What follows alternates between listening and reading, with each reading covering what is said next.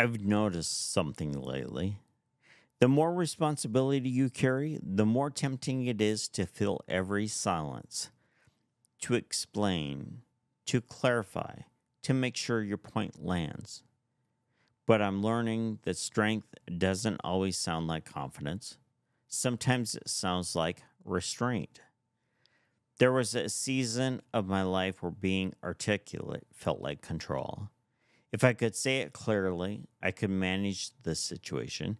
If I could define it, I could stay ahead of it. And for a while, that worked.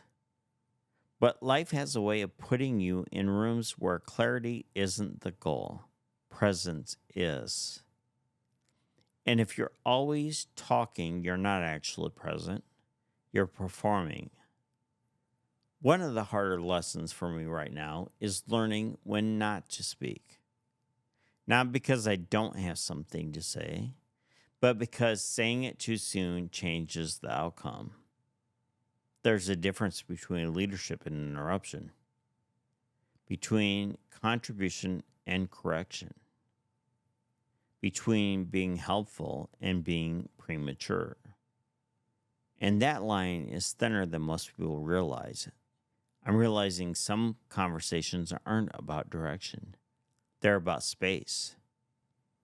Space for someone else to finish their thought, space for tension to surface, space for things to be felt before they're solved. And it takes discipline to sit in that space, especially when you're used to being decisive, especially when you built a life on action. But wisdom often shows up after the pause, not before it.